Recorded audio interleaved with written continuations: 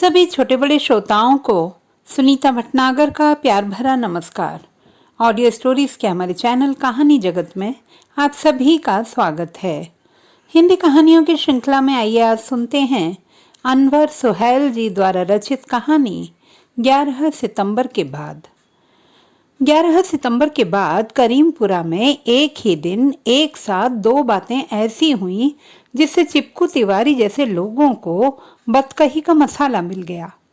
अव्वल तो ये कि हनीफ ने अपनी खास मियाँ कट दाढ़ी कटवा ली। दूजा स्कोप अहमद ने जुटा दिया।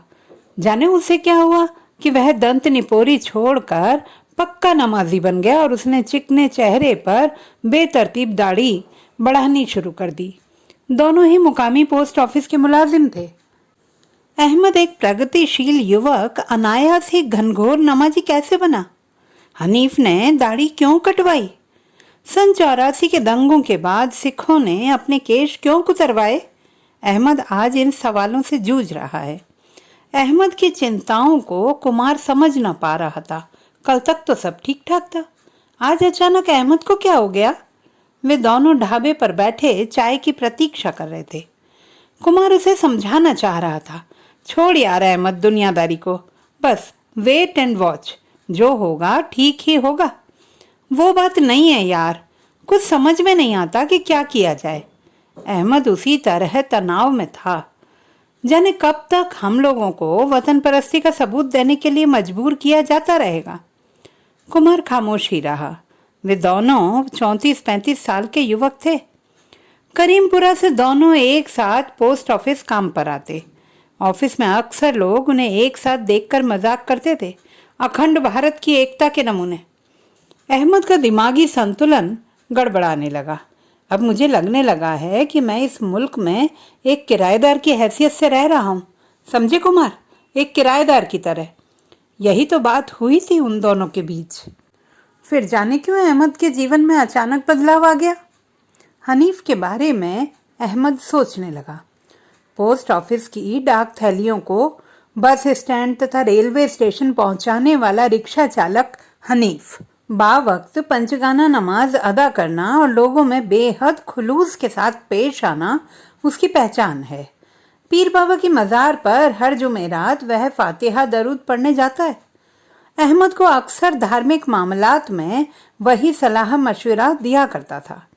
यकीन मानिए कि हनीफ एक सीधा साधा नेक वक्त दीनदार या यूं कहें कि धर्म भीरू किस्म का इंसान है। वह खामखा किसी से मसले मसाइल या राजनीतिक उथल पुथल पर छिड़ी बहस में भी कभी हिस्सा नहीं लेता। हाँ, अपने विवेक के मुताबिक आड़े वक्त बचाव में एक मशहूर शेर का पहला मिसरा वह अक्सर बुदबुदाया करता है। उनका जो काम है वह अहले सियासत जाने। हुआ ये कि 11 सितंबर के बाद दुनिया के समीकरण ऐसे बदले कि कोई भी अपने को निरपेक्ष साबित नहीं कर पा रहा था। सिर्फ दो ही विकल्प, अमेरिका के आतंक विरोधी कार्यक्रम का समर्थन या विरोध, बीच का कोई रास्ता न था। यह तो एक बात हुई। ठीक इसी के साथ दो बातें गूंजी कि दुनिया में आतंकवाद को बढ़ावा देने वाले लोग इस्लामी धर्मावलंबी हैं। दूसरा यह कि इस्लाम आतंकवादी धर्म नहीं। वही मिसाल कि ठंडा और गर्म एक साथ, तर्क की कोई गुंजाइश ही नहीं। बहुत जल्दबाजी में ये बात स्थापित कर दी गई कि सारी दुनिया में आतंकवाद के बीज बोने वाले और संसार को 14वीं सदी में ले जाने वाले लोग मुसलमान ही हैं। अरबियों अफगानियों की तरह दाढ़ी के कारण धोखे में सिखों पर भी अमेरिका में अत्याचार हुए थे। बड़े मासूम होते हैं अमरीकी। वे मुसलमानों और सिखों में भेद ही नहीं कर पाते। बड़े अमन पसंद हैं वे। आज उन्हें किसी ने ललकारा है। अमरीकियों को संसार में कोई भी ललकार नहीं सकता। वे बहुत गुस्से में हैं। इसीलिए उनसे मिस्टेक हो सकती है। मिस्टेक पर हनीफ को याद आया, उर्दू में मंटो नाम का एक सिरफिरा कथाकार हुआ है जिसने दंगाइयों की मानसिकता पर एक नायाब कहानी लिखी थी, मिस्टेक हो गया, जिसमें दंगाई धोखे में अपनी ही बिरादरी के एक व्यक्ति का कत्ल कर देते हैं। असलियत जानने पर उनमें यही संवेदना फूटी कि साला मिस्टेक हो गया। हनीफ ने शायद इसीलिए अपनी दाढ़ी कटवा ली हो कि कहीं वह किसी मिस्टेक का शिकार ना हो जाए। और इस तरह चिपकू तिवारी जैसे लोगों को बदकही का मसाला मिल गया। चिपकू तिवारी है भी गुरु चीज, गप्पोलॉजी का प्रोफेसर। खूब चुटकी लेते हैं पोस्टमास्टर श्रीवास्तव साहब भी। हैं भी रोम के नीरो, अपनी ही धुन में मगन, चमचों की एक बड़ी फौज के मालिक। करीमपुरा क्षेत्र का ये पोस्ट ऑफिस ऐसा है जिसमें सालाना 1-1.5 करोड़ की एनएससी बेची जाती है। बचत खाता योगदान में जिले की ये सबसे बड़ी यूनिट है। इस औद्योगिक नगर में पिछले कई सालों से जमे हैं श्रीवास्तव साहब। यदि कभी उनका कहीं तबादला हुआ भी तो एड़ी चोटी का जोर लगाकर आदेश रुकवा लिए। श्रीवास्तव साहब अक्सर कहा करते, करीमपुरा बड़ी कामधेनु जगह है। सुबह सुबह पोस्ट ऑफिस में चिपकू तिवारी और श्रीवास्तव साहब की मंडली ने अहमद का मूड ऑफ किया। चिपकू तिवारी पहले बीबीसी चैनल कहलाया करता था, लेकिन 11 सितंबर के बाद वह अल जजीरा के नाम से पुकारा जाने लगा। हुआ ये कि सुबह जैसे ही अहमद पोस्ट ऑफिस में घुसा, उसे चिपकू तिवारी की आवाज सुनाई दी। वह भांज रहा था, अमेरिका में सिखों के साथ गलत हो रहा है। अमेरिकन ससुरे कटुआ और सिख में फर्क ही नहीं कर पाते। फिर किसी षड्यंत्र की भनक से अहमद के कदम ठिठक गए। वह थोड़ी देर ठहर गया और रुककर उनकी बातें सुनने लगा। श्रीवास्तव साहब ने फिक्रा सा कसा, चलो जो हुआ ठीक हुआ। अब जाकर इन मियाँ लोगों को अपनी टक्कर का आदमी भेंटाया है। हाँ साहब, अब लड़े ये साले मियाँ और ईसाई। उधर इजराइल में यहूदी भी इन मियाँओं को चापे हुए हैं। वो हनीफवा वाली बात जो तुम बता रहे थे, श्रीवास्तव साहब का प्रश्न। अहमद के कान खड़े हुए। तो हनीफ भाई वाली बात यहाँ भी आ पहुंची। अरे वो हनीफवा, इधर अमेरिका ने जैसे डिक्लेयर किया कि लादेन ही उसका असली दुश्मन है, हनीफवा ने तत्काल अपनी दाढ़ी बनवा ली। आज मुझे वो सफा चट मिला तो मैंने उसे खूब रगड़ा। उससे पूछा कि कहा हनीफ भाई, अभी तो पटाखा फूटना चालू हुआ है। बस इतने में घबरा गए। हनीफवा कुछ जवाब नहीं दे पाया। भगवान दास तार बाबू की गुट निरपेक्ष आवाज सुनाई दी। सन 84 के दंगों के बाद सिखों ने भी तो अपने केश कतरवा लिए थे। जब भारी उथल पुथल हो तब तो यही होता है। अपने पीछे कुछ आवाजें सुनकर अहमद दफ्तर में दाखिल हुआ। उसे देखकर बदकही बंद हुई। अहमद इसी बात से बड़ा परेशान रहता है, जाने क्यों अपनी खुली बहसों में लोग उसे शामिल नहीं करते। इसी बात से उसे बड़ी कोफ्त होती है। इसका सीधा मतलब यही है कि लोग उसे गैर समझते। तभी तो उसे देखकर या तो बात का टॉपिक बदल दिया जाएगा या कि गप बंद ही हो जाएगी। अक्सर उसे देखकर चिपकू तिवारी इस्लामी तहजीब या धर्मशास्त्रों के बारे में उल्टे सीधे सवालात पूछने लगता है। आजकल की ज्वलंत समस्या से उपजे कुछ शब्द जिसे मीडिया बार बार उछालता है, उसमें America, al Qaeda, Osama bin Laden, Afghan, Pakistan, जिहाद तथा इस्लामी फंडामेंटलिज्म से जुड़े अन्य अल्फाज भी हैं। इन्हीं शब्दों की दिन रात जुगाली करता है मीडिया। चिपकू तिवारी अहमद से अपनी तमाम जिज्ञासाएं शांत किया करता। अहमद जानता है कि उसका इरादा अपनी जिज्ञासा शांत करना नहीं है, बल्कि अहमद को परेशान करना है। कल ही उसने पूछा था, अहमद भाई, ये जिहाद क्या होता है? अहमद उसके सवालों से परेशान हो गया। चिपकू तिवारी प्रश्न उस समय पूछता जब श्रीवास्तव साहब फुर्सत में रहते। श्रीवास्तव साहब उसके प्रश्नों से खूब खुश हुआ करते थे। इधर अहमद इन सवालों से झुंझला जाता। वह कहता भी, उसने इस्लामी धर्मशास्त्रों का गहन अध्ययन नहीं किया है। कहाँ पढ़ाया था मम्मी पापा ने उसे मदरसे में? अंग्रेजी और हिंदी माध्यम से शिक्षा ग्रहण की है उसने। वह तो पापा की चलती तो उसका खतना भी ना हुआ होता। बड़े अजीबोगरीब थे पापा। मम्मी और मामुओं की पहल पर उसका खतना हुआ था। पापा कितने नाराज हुए थे। वह नहीं चाहते थे कि उनका बेटा परंपरागत मजहबी बने। वह चाहते थे कि उनका बेटा इस्लाम के बारे में स्वयं जाने और फिर विवेकानुसार फैसले करे। मुस्लिम परिवेश से अहमद बहुत कम वाकिफ था। पापा सरकारी महकमे में एक क्लास ऑफिसर थे। उनका उठना बैठना सभी कुछ गैरों के बीच था। धार्मिक रूप से वह ईद बकरीद भर में सक्रिय रहते थे। कारण कि विभागीय आला अफसरान और चहेते मातहतों के लिए दावत आदि की व्यवस्था करनी पड़ती थी। फ्रेंड्स भी ऐसे कि ईद बकरीद आदि के साथ वे अनजाने में मुहर्रम की भी मुबारकबाद दे दिया करते थे। उन्हें यह भी पता ना होता कि मुहर्रम एक गम का मौका होता है।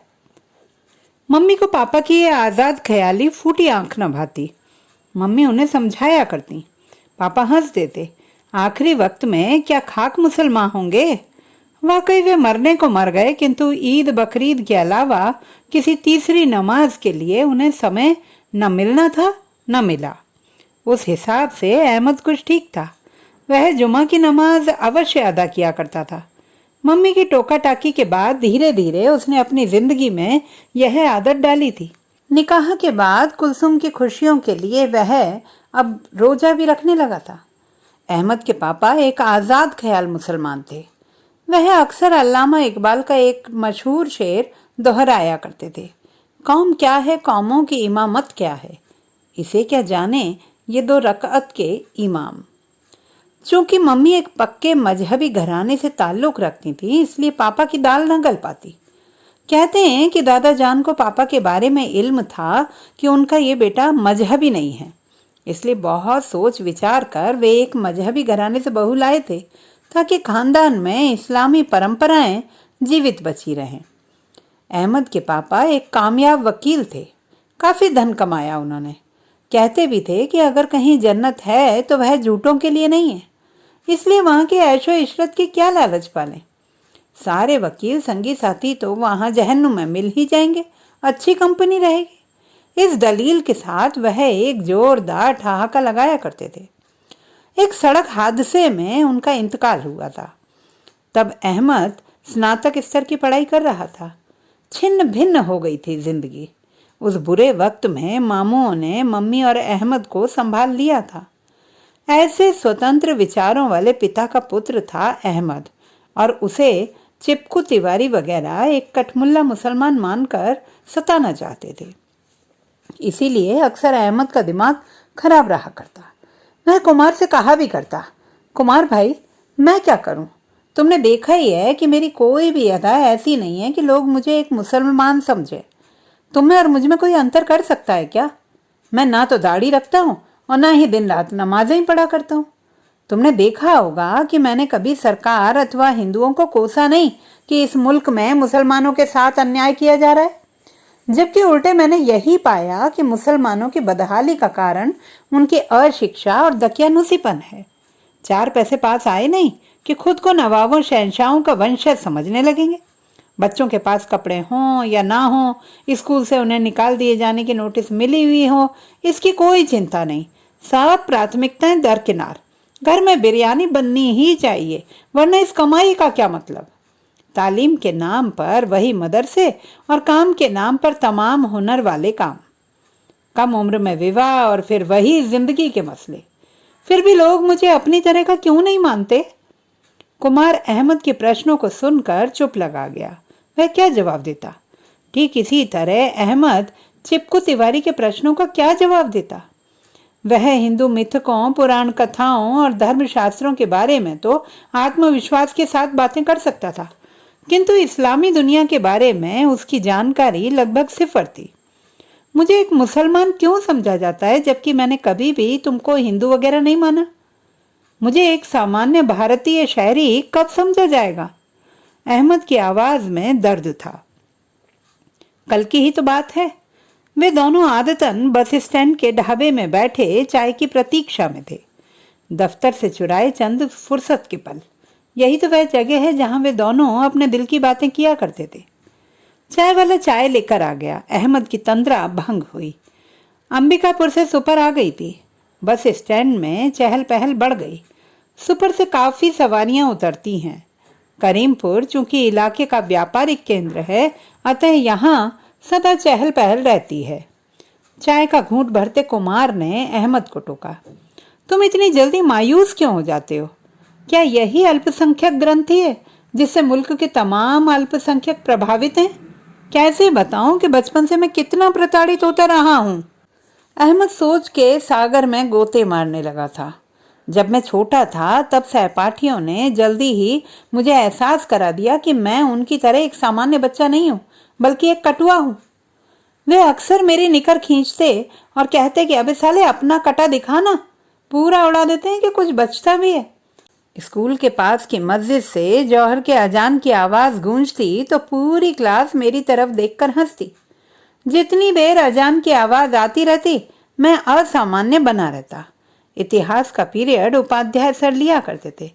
जाने क्यों उन्हें मुसलमानों से चिढ़ थी कि वे मुगल सम्राटों का जिक्र करते हुए आक्रामक हो जाते। उनकी आवाज में घृणा कूट कूट कर भरी होती। उनके व्याख्यान का यह प्रभाव पड़ता कि अंत में पूरी क्लास के बच्चे मुझे उस काल के काले कारनामों का मुजरिम मान बैठते। कुमार ने गहरी सांस ली। छोड़ो यार, दुनिया में जो फेर बदल चल रहा है उससे लगता है कि इंसानों के बीच खाई अब बढ़ती जाएगी। आज देखो ना, अफगानियों के पास रोटी कोई समस्या नहीं है। नई सदी में धर्मांधता एक बड़ी समस्या बनकर उभरी है।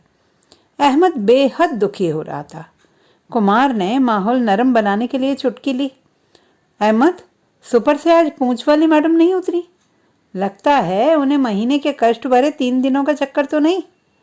पूंछ वाली यानी कि पोनी टेल वाली आधुनिका। कुमार की इस बात पर अन्य दिन कितनी जोर का ठहाका उठता था। अहमद की खिन्नता के लिए क्या जतन करे कुमार। चाय कब खत्म हो गई पता ही न चला।